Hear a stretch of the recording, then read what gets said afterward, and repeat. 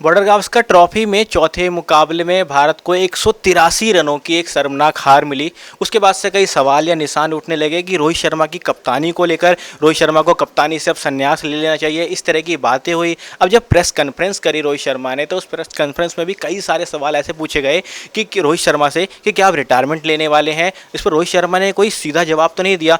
कई कई बातें घुमाकर रोहित शर्मा ने करी। कई बार उन्होंने ये भी कहा कि मैं जहाँ हूँ अभी वहाँ पर खड़ा हूँ और यहाँ पर खड़ा रहने वाला हूँ। हालांकि कोई साफ संदेश दिया नहीं, लेकिन जो फैंस हैं उनके अंदर इस हार के बाद काफ़ी ताल मतोल है कि क्या रोहित शर्मा को अब रिटायरमेंट दे देनी चाहिए या फिर रोहित शर्मा को आगे नहीं खेलना चाहिए। तो आज हम मौजूद हैं यहाँ पर, बात करेंगे न्यूज़ स्पोर्ट्स के बिहाफ पे अपने न्यूज़ रूम में, लोगों से जानेंगे कि क्या लगता है उनको कि रोहित शर्मा की करंट फॉर्म, करंट कप्तानी की बदौलत क्या उनको रिटायरमेंट ले लेनी चाहिए या फिर नहीं। हमारे साथ यहाँ पर हर्ष मौजूद है, हर्ष से पूछेंगे।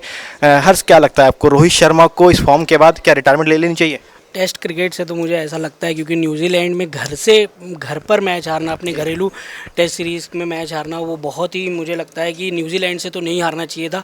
अगर न्यूजीलैंड से उस सीरीज़ में एक मैच भी जीत लिए होते तो आज WTC का सिनेरियो पूरा चेंज होता। और दूसरी चीज़ कि इनका जो न्यूजीलैंड से अगर आप अभी तक ले लो तो इनका 30 से भी नीचे का एवरेज है सर रोहित शर्मा का। और हालांकि कुछ स्टैट्स ऐसे कहते हैं कि जितनी जसप्रीत बुमराह ने विकेटें चटकाई हैं उतने रोहित शर्मा के रन्स भी नहीं हैं।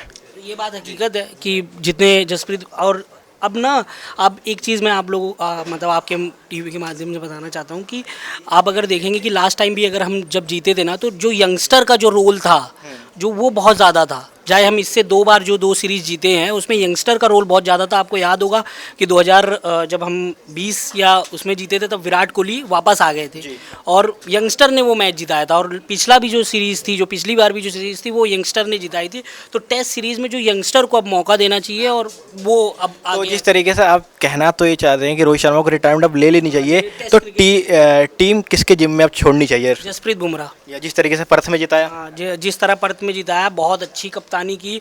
और सबसे अच्छी बात ये थी कि बॉलर्स को किस हिसाब से रोटेट करना है वो सबसे अच्छे से तरीके से बताया।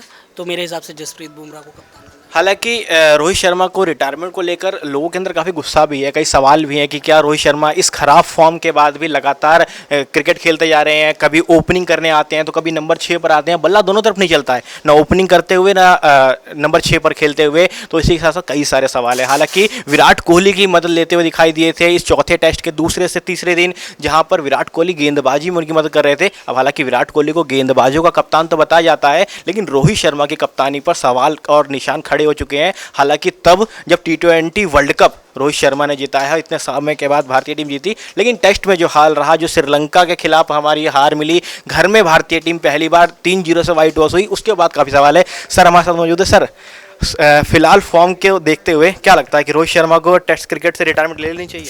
यार फॉर्म तो सबका ख़राब होता है, किसी दिन सही होता है, किसी दिन ख़राब होता है। इससे हर मैच में मान लो रोहित शर्मा जगह आप किसी और को कप्तान बना दिया, फिर किसी और को लेते आए, क्या कहते हैं, ओपनिंग में, अगर वो नहीं चला तो फिर उसे भी हटाओगे। लेकिन जो बल्लेबाजी की जो फॉर्म है वो टेस्ट क्रिकेट में भी दिख रही है, क्योंकि जब बल्लेबाजी अच्छी नहीं हो रही है, फॉर्म अच्छी नहीं है, तो वो कप्तानी में भी रिफ्लेक्ट हो रहा है। ठीक है, बट आ जाएगा ना, एक कभी कभी प्लेयर का डाउन आता है फिर अप आएगा। अब इसमें डाउन चल रहा है, फिर आगे अप आ जाएगा। अभी हटा देंगे तो फिर ऐसे ही श्रीलंका में हुआ था, सभी सीनियर प्लेयर एक ही साथ चले गए थे, तो वहाँ क्रिकेट डाउन चला गया, फिर उन्हें उठने में टाइम लग रहा है।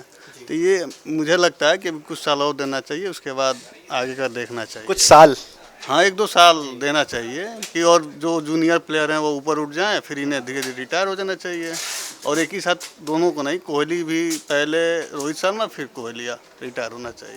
हालांकि हमने देखा था कि जो पर्थ में मुकाबला हुआ था वहां पर कप्तान जसप्रीत बुमराह थे, और जसप्रीत बुमराह ने जिस हिसाब से कप्तानी कर रही थी, भारतीय टीम जीती थी और तगड़े उत्साह से जीती थी, जिस तरह से कॉन्फिडेंस था, गेंदबाजी को अच्छे से रोटेट किया था जसप्रीत बुमराह ने। तो उसके बाद सवाल तो कई सारे ये हैं कि जसप्रीत बुमराह को दोबारा कप्तान बना देना चाहिए। हमारे साथ सर मौजूद है। सर, क्या लगता है आपको कि यहाँ से रोहित शर्मा को कप्तानी लेकर जसप्रीत बुमराह को एक बार फिर से जिम्मेदारी देनी चाहिए?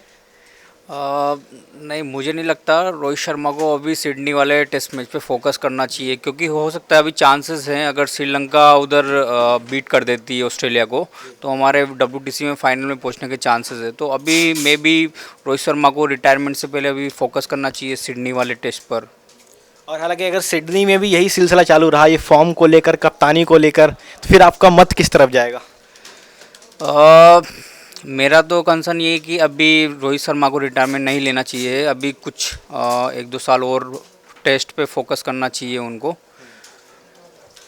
तो देखने वाली बात यह है कि एक बड़ा ग्रुप रोहित शर्मा का इस टाइम पे आलोचक बन चुका है, तो एक बड़ा ग्रुप रोहित शर्मा को सपोर्ट करने और समर्थन के लिए भी यहाँ पर आगे आ रहा है। कई लोग विराट कोहली को लेकर बोल रहे हैं कि विराट कोहली को कप्तानी दे देनी चाहिए, तो कई लोगों की ये राय है कि विराट और रोहित दोनों को ही यहाँ पर टेस्ट क्रिकेट से रिटायरमेंट ले लेनी चाहिए। हालांकि आपको बता दूं, पर्थ के मुकाबले में जहाँ पर कप्तान जसप्रीत बुमराह थे, वहाँ पर विराट कोहली के बल्ले से सेंचुरी भी आई थी, वो मुकाबला भारतीय टीम जीती भी थी। लेकिन उसके बाद जब बागडोर रोहित शर्मा के हाथ में आई, तब से टीम का मोमेंटम कह सकते हैं आप या फिर बैलेंस कह सकते हैं, टीम इंडिया का खराब होता दिखाई दिया और वो की हार में भी रिफ्लेक्ट हुआ और उनकी बल्लेबाजी की जो फॉर्म में ना चलना उनकी कप्तानी में भी रिफ्लेक्ट हुआ। और इसी के साथ साथ आखिरी मुकाबले में जब लगातार कैच छोड़ रहे थे यशस्वी जायसवाल, तो जिस तरीका से रोहित शर्मा ने उन पर गुस्सा जाहिर किया, उसे साफ ये भी दिखाई पड़ा कि अब रोहित शर्मा भी इन हालातों से फ्रस्ट्रेट हो चुके हैं और कुछ बेहतर रिजल्ट की ओर जाते हैं। हालांकि कुछ राय भी ये है कि सिडनी वाले मुकाबले का इंतजार करना चाहिए। तो हालांकि आप बताइएगा कमेंट सेक्शन में क्या लगता है आपको और क्या है आपकी फाइनल राय।